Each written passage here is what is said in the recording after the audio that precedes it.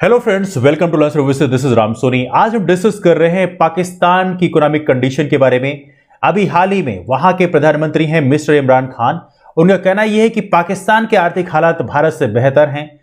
चर्चा करेंगे, काफी इंटरेस्टिंग टॉपिक है। कौन कौन सी चीजों को बेस बनाकर पाकिस्तान ऐसा कह रहा है, let's talk about everything one by one. लेकिन सबसे महत्वपूर्ण बात यह है कि देश के विकास में लीडरशिप का कितना महत्वपूर्ण रोल हो सकता है, इसके बारे में भी आज चर्चा करेंगे।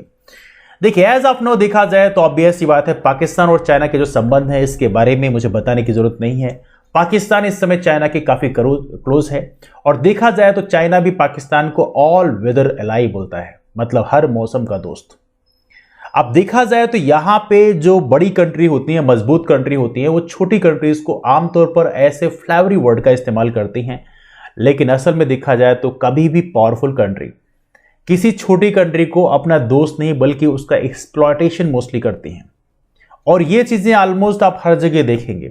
यदि कोई आपका दोस्त ऐसा है जो काफी मजबूत है, काफी पढ़ने में होशियार है, तो आमतौर पर आपको ऐसा बोल ही देता है कि चलो भाई चाय पीने चलते हैं। भले आप उस समय पढ़ने के मूड में हो, लेकिन कोई फर्क नहीं पड़ता। आपको लगता है कि ये होशियार है, चलो इसके साथ चल देते हैं, और लास्ट में आपकी पढ़ाई डिस्टर्ब हो जाती है। और यही चीज आमतौर पे यहां भी देखने मिलती है। इसीलिए कहते हैं बहुत मजबूत से भी दोस्ती नहीं करना चाहिए, कई बार वो नेगेटिव इंपैक्ट क्रिएट करता है। नाउ यदि हम बात करें चाइना का पाकिस्तान के साथ जो संबंध है, चाइना पाकिस्तान इकोनॉमिक कॉरिडोर के बारे में तो आप जानते ही हैं। लेकिन सबसे महत्वपूर्ण बात है, चाइना इस समय already one belt one road policy में काम कर रहा है।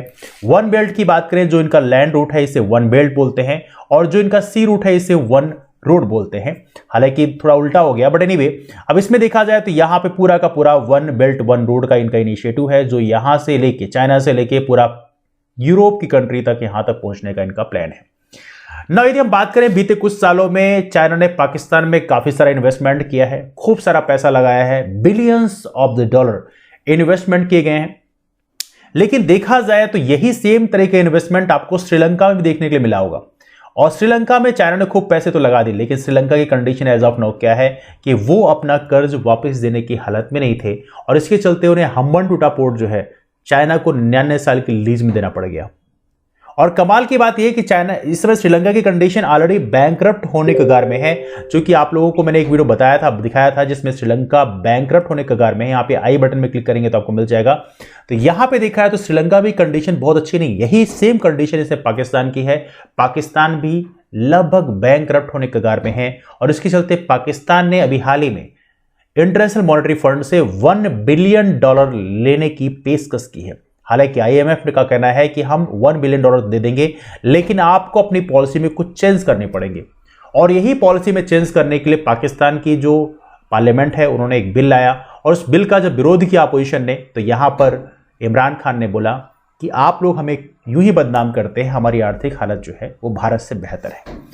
एनीवे, यहां पे सबसे महत्वपूर्ण बात यह है कि आपको एक सिंपल चीज मैं आपको समझाता हूं। इंफ्रास्ट्रक्चर कंट्री बनाना कोई बुरी बात नहीं है। देश में इंफ्रास्ट्रक्चर बनना चाहिए, बिल्कुल सही बात है, बनना चाहिए। लेकिन इंफ्रास्ट्रक्चर उतना ही बनाओ जितनी हमारी हैसियत है। कहते ना कि आप पैर उतना फैलाओ जितनी लंबी आपकी चादर है। यदि आप अपनी चादर से ज्यादा पैर फैला दोगे तो फिर आपको दिक्कत हो जाएगी। जैसे मान लीजिए, सपोज करिए मेरे को एक दुकान खोलनी है, और मैंने अपने यहां पर घर के सामने एक दुकान खोली। उस दुकान में मैंने 1 करोड़ रुपए पैसे लगा दिए, जबकि वहां पे ना तो उस चीज की इतनी सेलिंग है, ना तो उतना हमारे पास पैसा है कि उसका हम ईएमआई कैसे पे करेंगे। तो ये सोचे बिना ही हमने 1 करोड़ रुपए उस दुकान में पैसे लगा दिए। तो इस प्रकार से कहते हैं कि आंख बंद करके इन्वेस्टमेंट नहीं करना चाहिए। सोच लेना चाहिए कि आपका इन्वेस्टमेंट सही जगह जा रहा है कि नहीं जा रहा है, ये उतना पॉजिटिव रिजल्ट लाएगा कि नहीं लाएगा। लेकिन कई बार लीडरशिप जो होती है वो टेम्परेरी प्रॉफिट लेने के लिए लॉन्ग टर्म डैमेज में चले जाते हैं। और यही चीज आप यहां पे दे सकते हैं। Pakistan pays over $26 billion interest cost, इतना ब्याज पे करना पड़ेगा इन्हें to China to repay debt. सोचिए, एक कंट्री को जो इतना बड़ा उन्हें इंटरेस्ट पे करना पड़ता है, तो सोचिए उस कंट्री की हालत क्या होगी। और चाइना की कंडीशन जो है, चाइना तो बहुत बड़ी अर्थव्यवस्था है, लेकिन पाकिस्तान इतनी बड़ी अर्थव्यवस्था नहीं है कि वो $26 बिलियन इतना आसानी से खर्च कर पाए।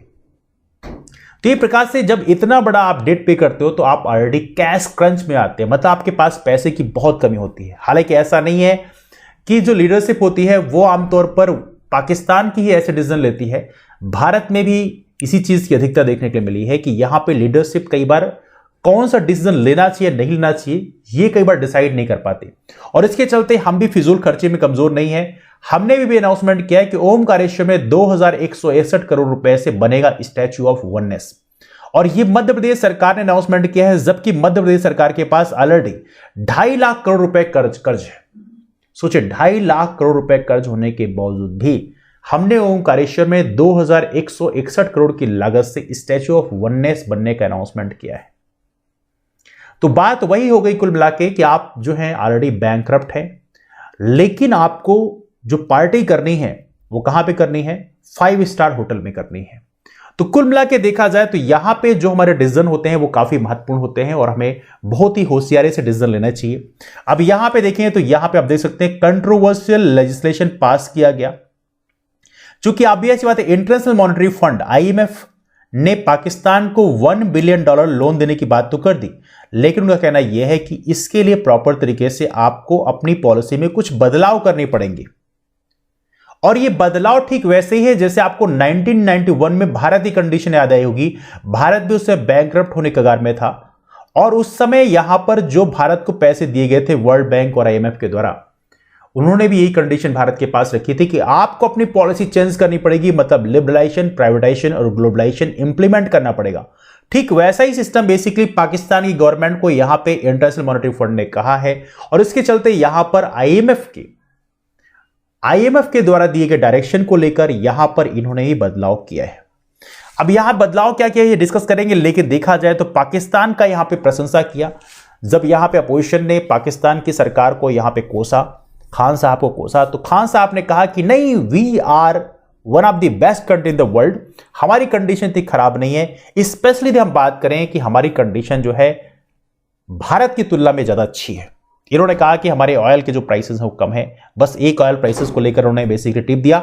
लेकिन सबसे महत्वपूर्ण बात यह है कि इन्होंने इंटरनेशनल चेंबर समिट 2022 जो कि इस्लामाबाद में था, यहां पर उन्होंने ये शब्द बोले, इन्होंने प्रॉपर तरीके से बोले कि पाकिस्तान की जो कंडीशन है वो काफी बेहतर है, भारत से बेहतर है। लेकिन बेसिकली मामला क्या है, इंटरनेशनल मॉनेटरी फंड का कहना यह है कि हम साहब आपको पैसे दे देंगे $1 बिलियन, लेकिन इसके पहले आपको एक बिल लेके आना पड़ेगा अपने पार्लियामेंट में। और ये क्या है बिल यह है कि आपको कंप्लीट ऑटोनॉमी देनी पड़ेगी स्टेट बैंक ऑफ पाकिस्तान को, SBP को, जिससे स्टेट बैंक ऑफ पाकिस्तान जो है प्रॉपर तरीके से काम कर सके। भारत में वही कंडीशन है, रिजर्व बैंक ऑफ इंडिया के ऊपर कई बार प्रेशर होता है, आपको पता होना चाहिए। रिजर्व बैंक ऑफ इंडिया के ऊपर प्रेशर होने के बाद कई बार रिजर्व बैंक ऑफ इंडिया भी सही तरीके से डिसीजन नहीं ले पाता। हालांकि RBI के जो गवर्नर हैं इससे भारतीय सरकार के काफी क्लोज माने आते हैं, लेकिन आमतौर पे कहना चाहिए कि जो ऐसी बड़े बड़े प्रीमियर इंस्टीट्यूट्स होते हैं उनके गवर्नर्स या उनके जो हेड हैं वो इंडिपेंडेंट होना चाहिए, उनके काम करने की शैली में किसी तरह का इंटरफेरेंस नहीं होना चाहिए। तो उससे क्या होता है कि जब सब ऑर्गेनाइजेशन इंडिपेंडेंट तरीके से काम करते हैं तो आमतौर पर देखा जाता है कि वो पॉपुलर डिसीजन नहीं देते। पॉपुलर का मतलब ये कि जनता को अपीज करने का डिसीजन नहीं देते, इसीलिए कहते हैं कि ये जो बॉडी है इनको इंडिपेंडेंट तरीके से काम करना चाहिए। तो ये मामला था, इसके चलते यहां पे जो लीडर अपोजिशन है, यहां के PMLN के जो प्रेसिडेंट हैं इन पार्टी के शहबाज शरीफ, इनका कहना यह है कि आपने पूरा कचरा कर दिया है पूरे पाकिस्तान का। इवनली हम एटॉमिक पावर होने के बावजूद भी हमें भिखारी जैसे कटोरा लेकर रखना पड़ रहा है। तो ये बेसिकली उन्होंने कहा, तब इन्होंने इमरान खान साहब ने ये स्टेटमेंट दिया कि हमारी कंडीशन जो है वो काफ़ी अच्छी है। हालांकि इस पाकिस्तान में जो सरकार है वह है तहरीक-ए-इंसाफ की, इमरान खान उसके प्राइम मिनिस्टर हैं, आप जानते ही हैं। तो ये सारी चीज़ें हैं, तो lot of things are there. लेकिन सबसे महत्वपूर्ण बात यह है कि जो कंट्री का हेड है उसको बहुत ही वाइजली डिसीजन लेना चाहिए। यदि कंट्री का हेड वाइजली डिसीजन नहीं लेता, प्रॉपर तरीके से डिसीजन नहीं लेता, तो कई बार कंट्री जो है बैंकक्रप्ट होने कगार में जाती है, और यही कंडीशन इससे पाकिस्तान की है। पाकिस्तान इससे बैंकक्रप्ट होने कगार में है, इसीलिए उन्हें $1 बिलियन लोन लेना पड़ रहा है इंटरनेशनल मॉनेटरी फंड से। लेकिन IMF का कहना यह है कि हम तभी आपको लोन देंगे जब आप पाकिस्तान का जो बैंक है, नेशनल बैंक, उसको आप कंप्लीट ऑटोनॉमी देंगे, तभी उस कंडीशन में हम आपको ये लोन देंगे। एनीवे, इसके बाद ये ऐसे स्टेटमेंट आना लाजमी है। हालांकि देखा जाए तो ये पाकिस्तान और इंडिया दोनों में ही है।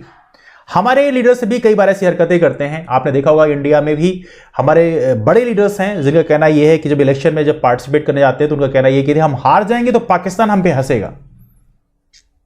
मतलब हम दोनों की जो कंडीशन लगभग सेम ही है। हम भी पॉलिटिक्स में पाकिस्तान का नाम लेते हैं, पाकिस्तान का भी सेम है पॉलिटिक्स में इंडिया का नाम लेता है। मतलब लीडर्स जो है हमें उल्लू बनाते हैं और हम बन जाते हैं। इसलिए कहते हैं कि जनता को इस समय जागरूक होने की जरूरत है, जनता को अपने लीडर्स को अकाउंटेबल करने की जरूरत है कि साहब आप पाकिस्तान इंडिया मत खेलो, आप रियल डेवलपमेंट में फोकस करो।